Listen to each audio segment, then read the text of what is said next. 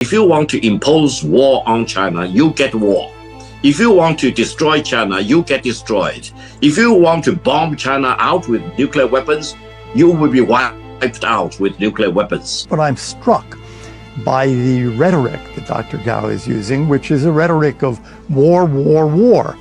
Remarkably belligerent tone that Victor Gao is taking.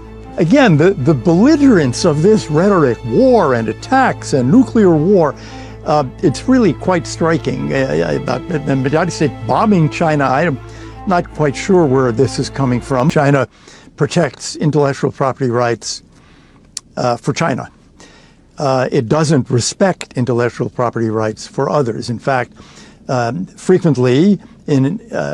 frequently, it tells companies that want to do business in China that they must hand over intellectual property rights. And then what the Chinese do is copy the product and then produce it in massive volumes so as to put that original company under enormous economic pressure. But again, I guess I'm not surprised, but I'm struck by the rhetoric that Dr. Gao is using, which is a rhetoric of war, war, war.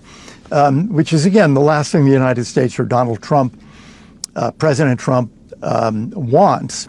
But this is, I think, this is indicative of the kind of wolf warrior diplomacy, as it's called. And it is exactly that to which the United States is responding. This is, I think, this is indicative of the kind of wolf warrior diplomacy, as it's called. And it is exactly that to which the United States is responding. We were talking there about intellectual property. So let me ask you both this. What will determine global dominance in the future? It was simply currently or in the past the size of a country's defense budget. If you had big military, you were a big superpower. Will that change? Is it going to be R&D, innovation, AI?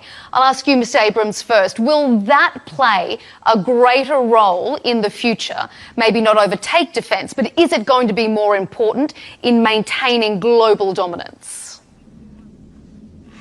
I think so. I wouldn't use the term global dominance, but I would use the term economic and military power. Both are much more linked now to high tech. We began to see that in the war in Iraq, which is, 20 years ago now.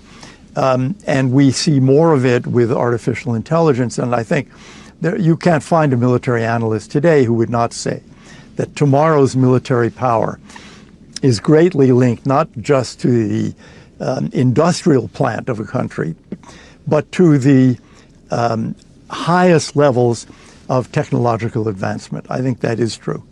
And what about you, Dr. Gao? I mean, the US still has a bigger military budget. Is China looking at innovation, at artificial intelligence as a way it can counter perhaps what it doesn't have in tanks and missiles?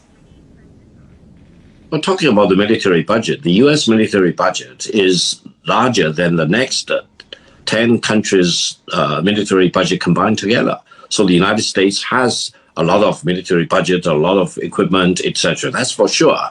Now, the point I want to make is that if you can destroy the world 1,000 times versus, for example, if you can have the world destroyed 10 times, there is not a lot of difference.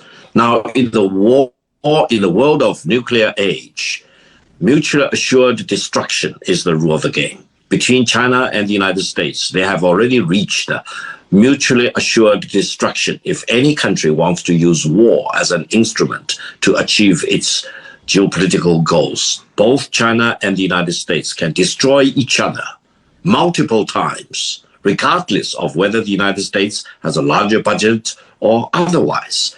Therefore, from the Chinese view, the world in the future, according to my personal dream, for example, should be a world of peace.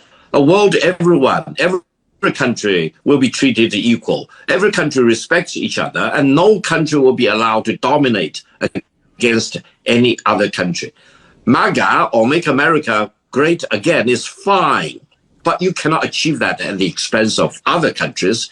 You cannot achieve your greatness by belittling by delegating or relegating other countries to the lowest echelon of the hierarchy. Every country has its ambition. Every country wants to be in the first front, first row, for example, and no country should be allowed to trample rules of free trade, to trample international order, and to dictate to others, to issue ultimatum, to hold a gun at your head, to demand submission to my will. This is the law of the jungle, and China will never have a part of that, and China will fight to death to oppose that. Before we move on, Mr. Abrams, it's interesting. Can I just say,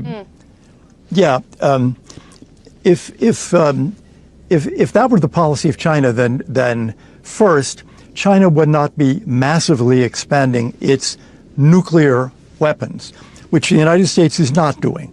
But China is. It seems to want to be able to destroy the world over 10 times, 50 times, 100 times. Secondly, China would not be massively expanding its conventional strength, which won't really have any effect on the United States and our nuclear standoff. The purpose of that is to intimidate neighbors. All right. Well, we sort of are linking in. Oh, go ahead. Can I add a point?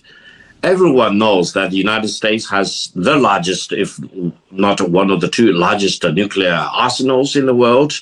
And China's warheads added up together only account for a fraction of that of the United States. That's number one. Number two, in terms of conventional weapons, China is a complete match against the United States. And China does not want to look at its neighboring country. We have 14 land neighboring country. We have 6 maritime neighboring country. No one is a match against China.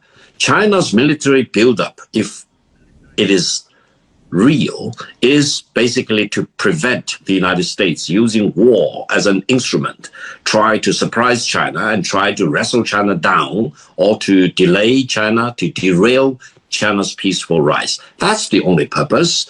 China is making sure that the American gets the message. If you want to impose war on China, you get war.